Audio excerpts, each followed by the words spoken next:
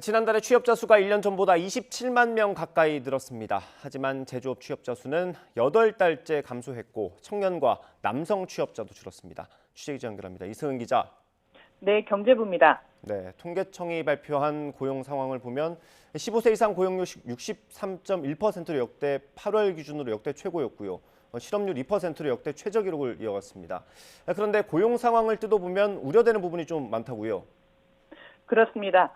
지난달 취업자 수는 2,867만 8천 명으로 1년 전 같은 달보다 26만 8천 명 늘었습니다. 올해 들어 40만 명 안팎을 유지했던 증가폭이 지난 7월 궂은 날씨 영향으로 21만 1천 명으로 크게 줄었다가 20만 명대 중반으로 다시 늘어난 겁니다. 증가폭이 전달보다 확대된 건 지난 3월 이후 5달 만입니다. 보건사회복지 서비스업이 13만 8천 명, 숙박 음식업이 12만 1천 명 늘어서 돌봄 수요와 외부 활동 증가가 고용시장을 이끌었습니다. 도소매업과 제조업은 감소했습니다. 특히 제조업은 지난 4월 이후 최대 폭인 6만 9천 명 줄면서 8달 연속 취업자 수가 감소했습니다.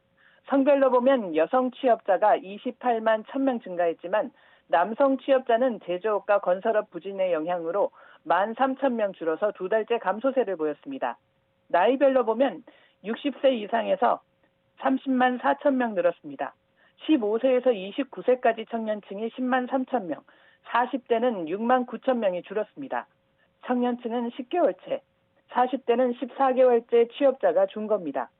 청년층 취업자 감소는 인구 감소에 기인한 측면이 있지만 고용률도 봐도 1년 전보다 0.3%포인트 하락해 7달째 줄었습니다. 통계청은 그러나 청년 실업률이 4.5%로 역대 최저를 보이고 있고 재학 비율이 높아진 20대 초반과 달리 20대 후반은 고용률이 나쁘지 않다고 설명했습니다.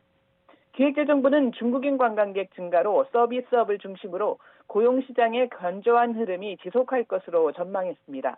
다만 제조업과 건설업의 고용 부진은 취업자 수 증가의 하방 위험으로 작용할 것으로 예상했습니다. 또 하반기 대기업의 신규 채용 감소는 20, 30대 취업시장에 제약 요인으로 작용할 우려가 있다고 밝혔습니다.